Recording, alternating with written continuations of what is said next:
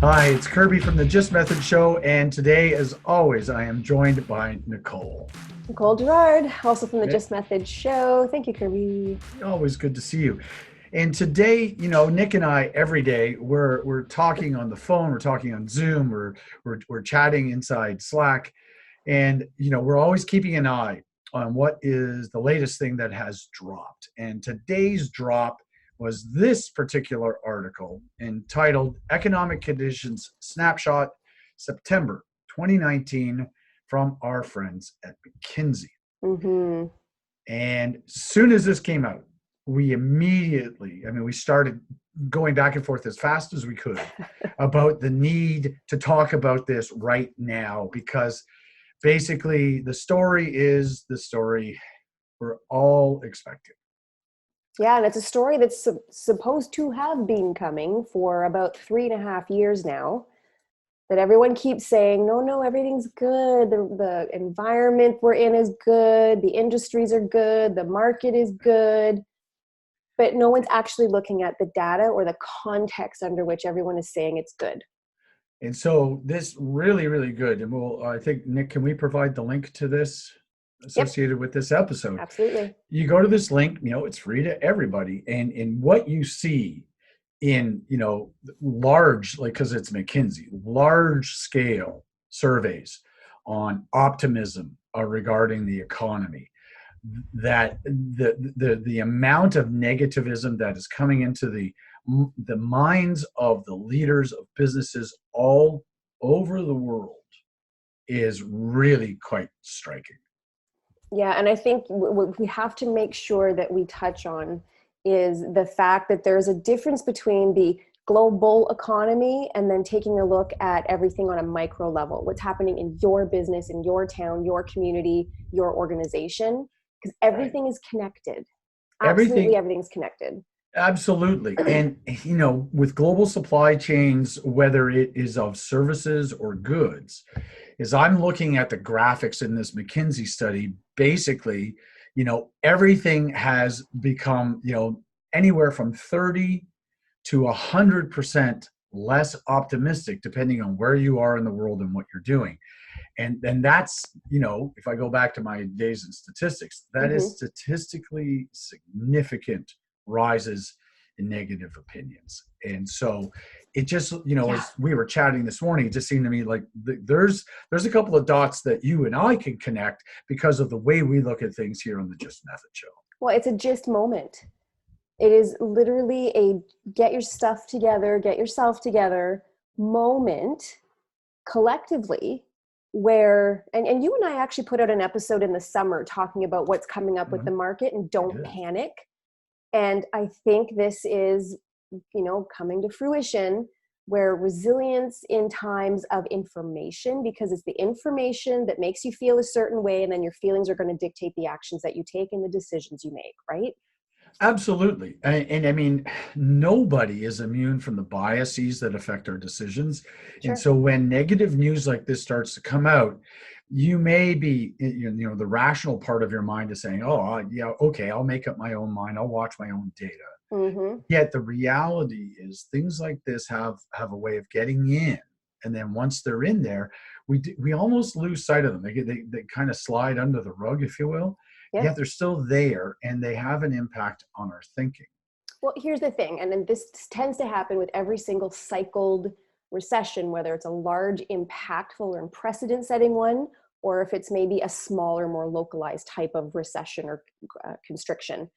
But the way people think and act right before it is what can either magnify the effect or minimize the effect. So if we just start to go through this article that got Kirby and I all fired up saying there's a GYST moment, I think that would be helpful. And what I'll do, Kirby, is I will have it up on the screen so people can see the visuals. If you're listening to this, though, and not watching, we'll make sure that we go through this. But here's where we see the GYST moments. If you want to start off, Kirby, you go ahead and I'll. Yeah, sure.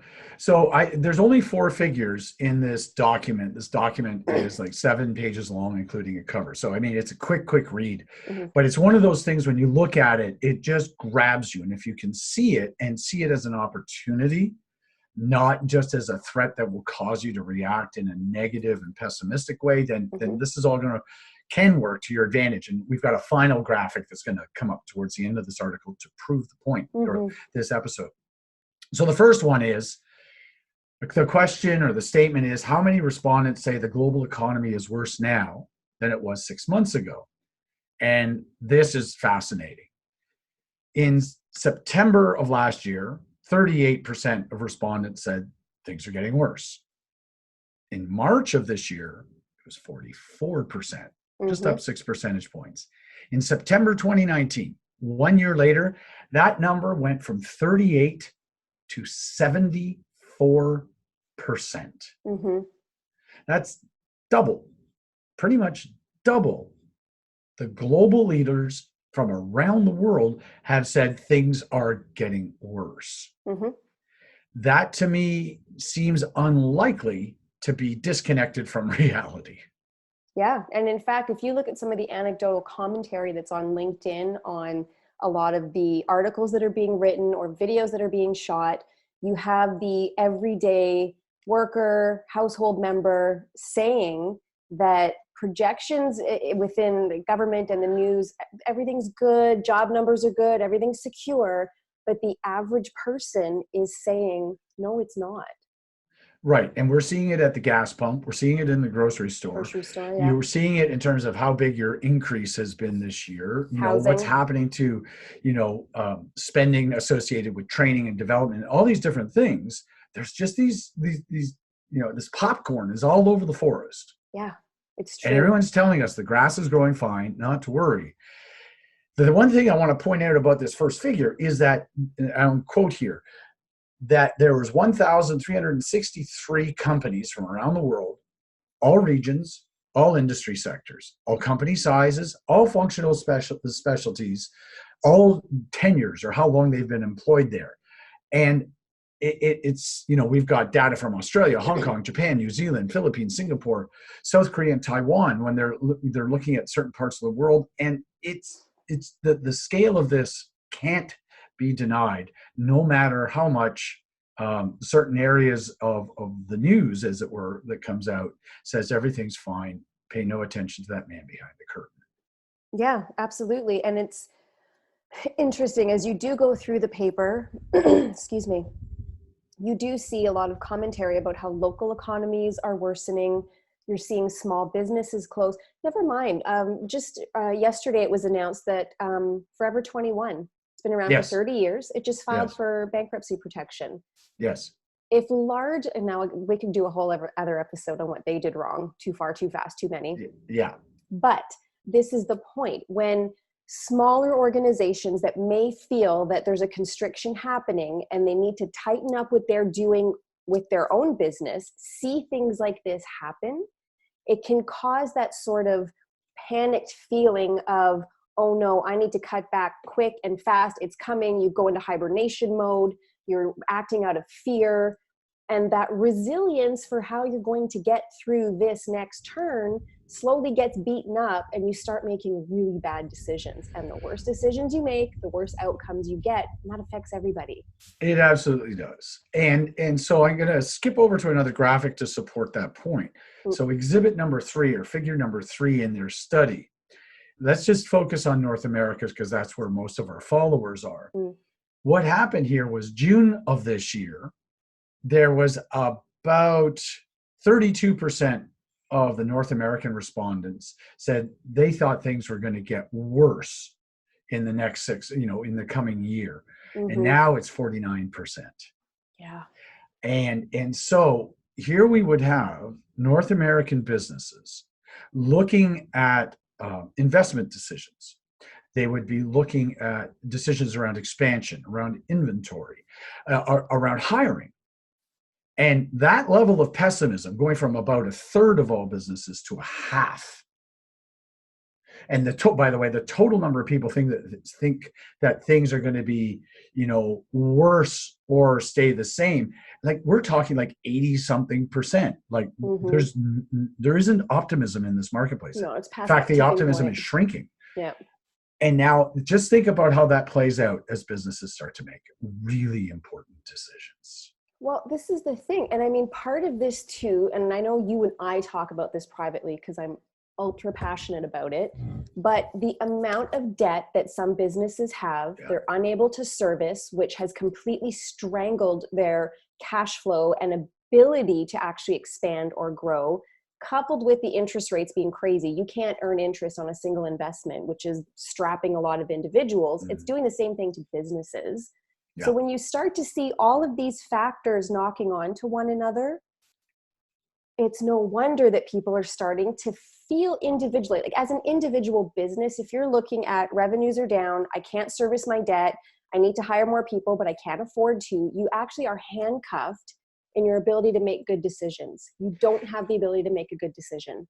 Yet there have been several, folks that you and I have run into who are actually completely at the opposite end of the spectrum, True. where they can't grow fast enough. They have more money than they know what to do with. Yeah. And they are affected by this market Of because they're course. looking at it, and it's like all of a sudden they're looking at what is a really fabulous rosy picture, and you can even see that hesitation Of as they course. start to talk about spending.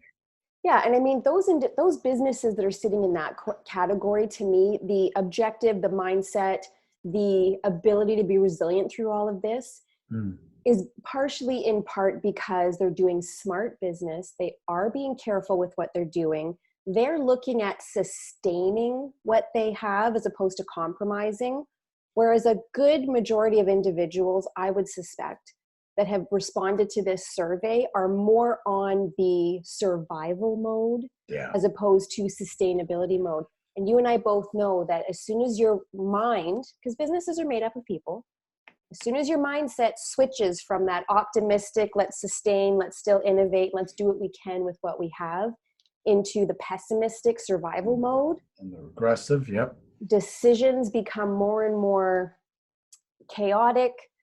You start to switch into this type of organization that kind of strangles everything because they're so afraid. And this is, in the last, just this year, let alone the last 2 years, the amount of literature that's been written across the span. I've seen it on Inc.com. I've seen it in Forbes. Actually, I've seen it in Forbes every day. Yeah. I've seen it on BBC and CNN and just about anywhere that you could consume information, is the realization that the way we respond to threats, A, is learned, and B, is actually changeable. And that, in fact, the neuroscience that is behind all of this really points to an opportunity. Mm-hmm, mm-hmm. And the opportunity is for businesses to look at things, core skills, and bring a different level of discipline, sophistication, call it what you like, to the way they're running their business. Because to your point, those decisions can get really chaotic. And if you ever try to go back and understand how the heck did we make this decision, Mm-hmm. I mean, it's almost impossible because you can't recapture the mindset that led to them. So much so that there are people making these decisions who have gone back and looked at them afterwards, and you can see them, and they're Yeah. wondering, like, how the heck did we ever make that decision? Yes. And it's something I think that we have, something we can not just say about it, but offer.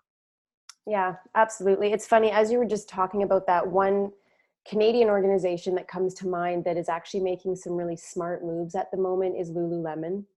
They recently announced that they're closing down their children's line stores, which from the outside actually looks like, oh, there goes another retail store. But in fact, the strength of the brand and the organization as a whole is very strong. They've just been able to see that that particular line of business is not doing as well as it could. Therefore, they're getting rid of it so that it doesn't impact the entire business. That's actually a decision based on fact, number, and not emotion. And it makes a lot of sense because, if you look at, if disposable income is about to go through some shrinking, the fact that I might buy my kid, something for $90 or $60 that Sure. really I could probably go to a retailer that sells a slightly lower quality. it's those kinds of discretionary things. Whereas for people, say, who are really into their yoga or really loyal to the brand, they will find the money because it's part of their lifestyle. It's part of their fashion statement. There's a role for that product. Whereas with kids, it's a little bit less so, I think. Yeah, but I mean, even on the business side, just using these two examples, and I know I've given two fashion examples in the last 5 minutes, but Lululemon, really strong with their business decision, right? Forever 21, lower cost alternative aimed at 18 to 25-year-olds, ton of stock. The difference being that they made some really miscalculated decisions during the course of business. And at each point where there was an opportunity to make a different decision, meaning maybe we shouldn't open 400 stores in a year. Maybe we shouldn't try and expand to all of the different countries in the world all at once.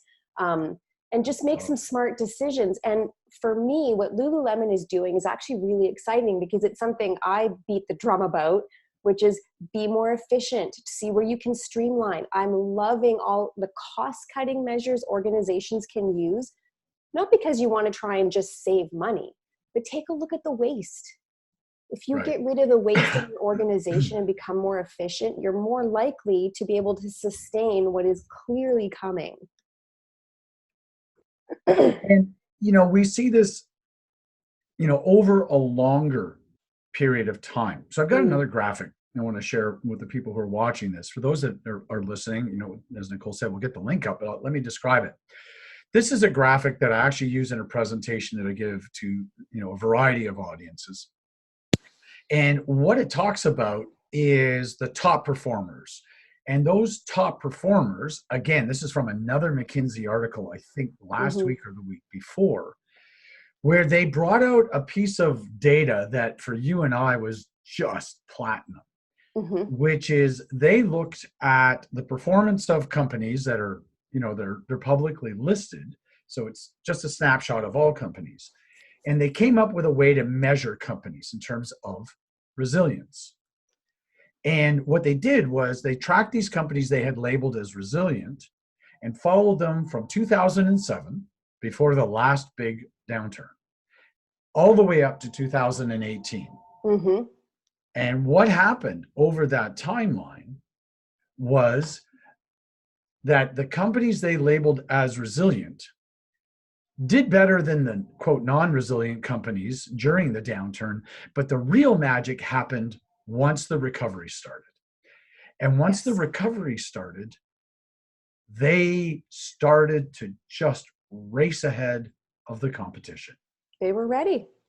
They were ready. They had done the smart things before. And during the recovery phase, and now this is, a relative number, they were performing between 2 and 2.5 times better than the non-resilient companies.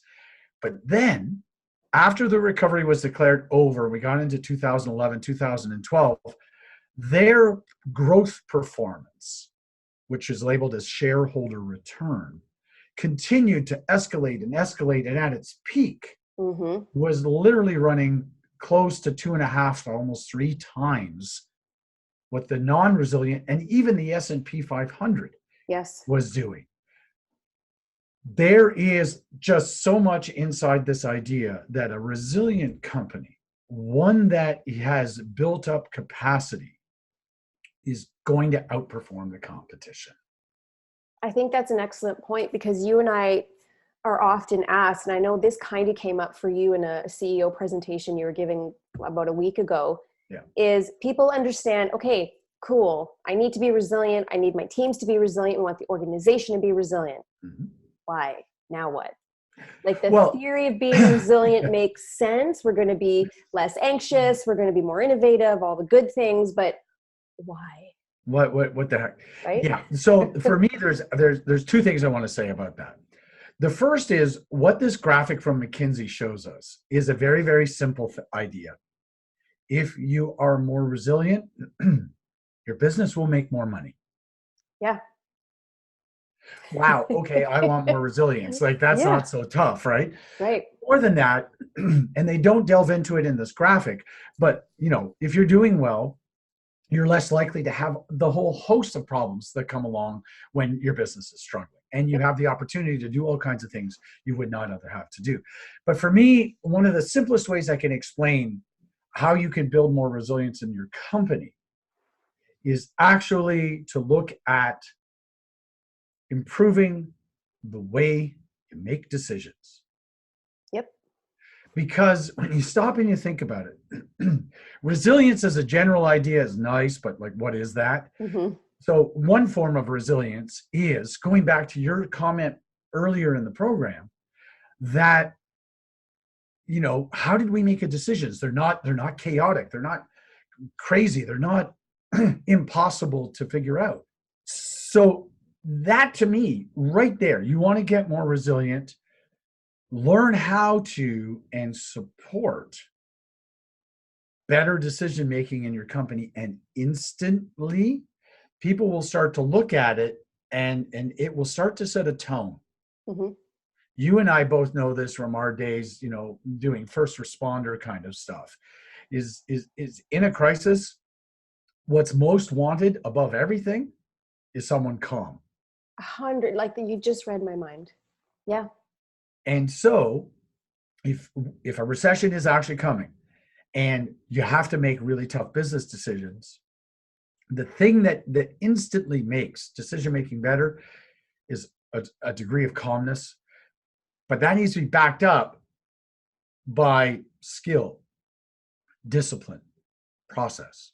So to give a visual, if you will, as I describe this, the difference between a resilient organization that is moving through any kind of time of stress and one that is not is the resilient organization. When you walk in and some new competitor announcement or change in regulation that's going to seriously affect the business is announced, and everyone goes, okay, we need to sit down and have a conversation about it. What are we going to do next? This is the new reality.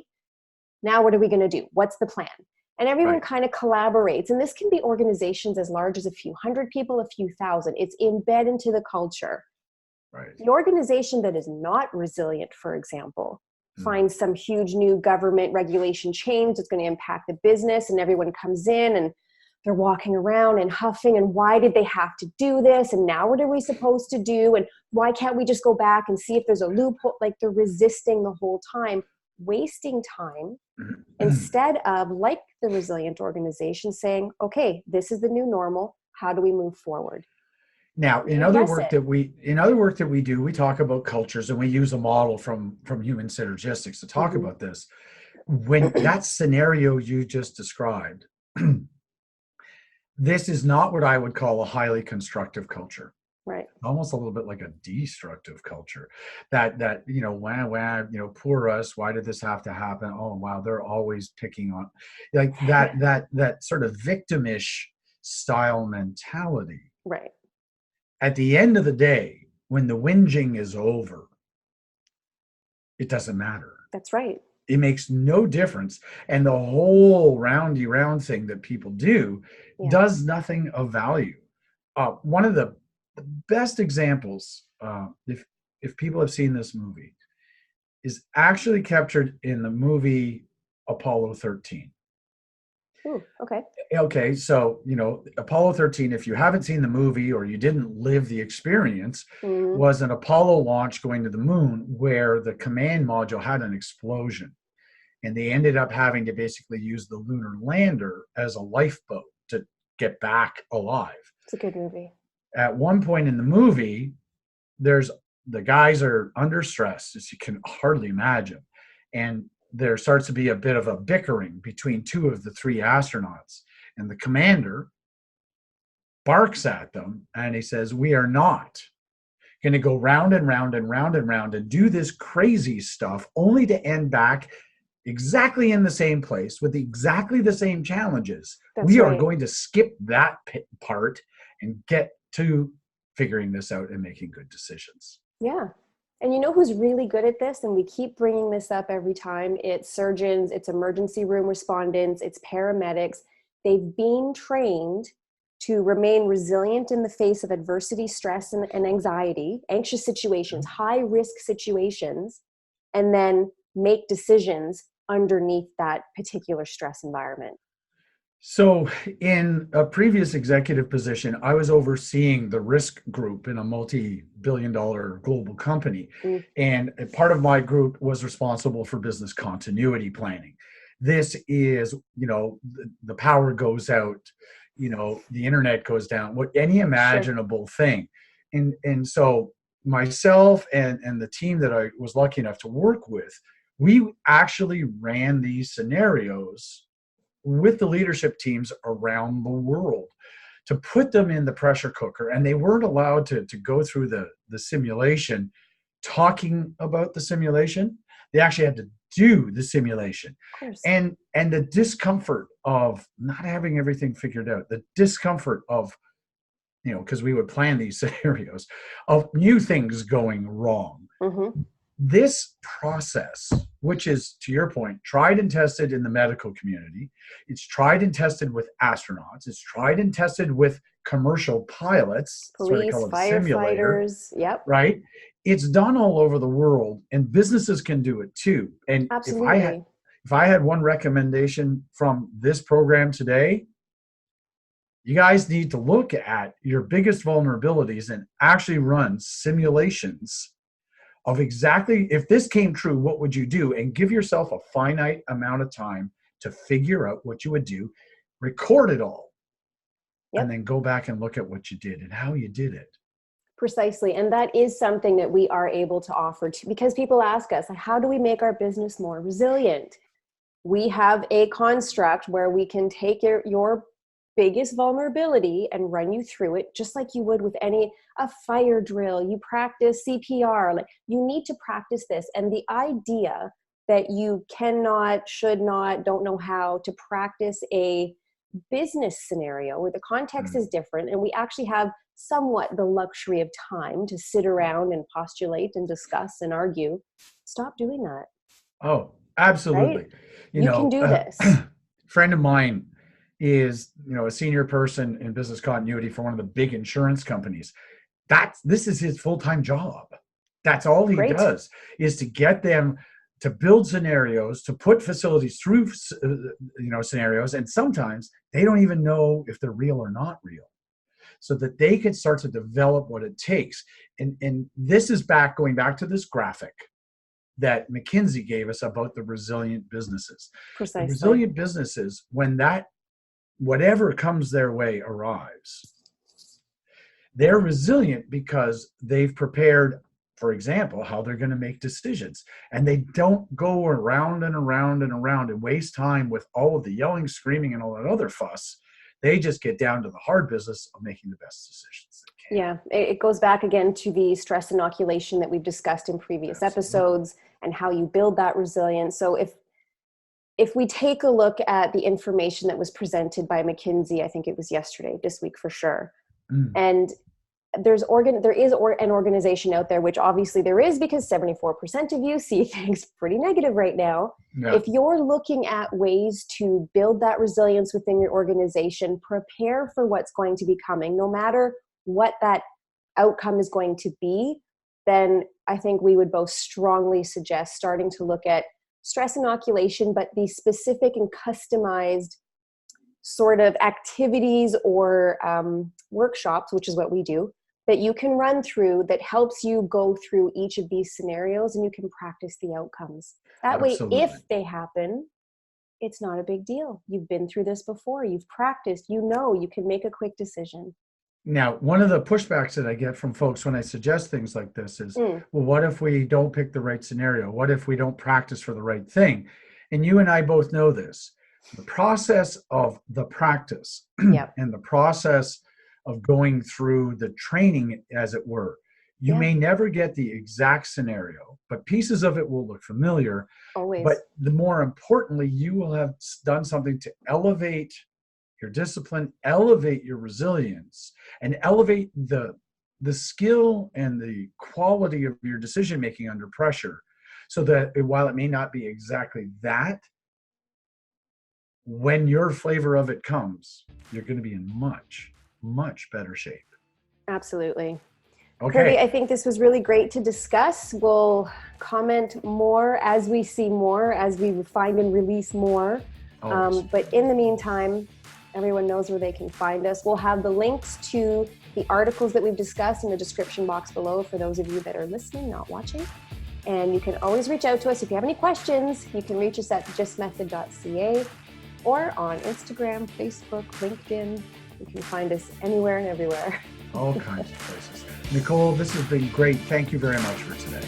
Excellent. We'll see you again soon.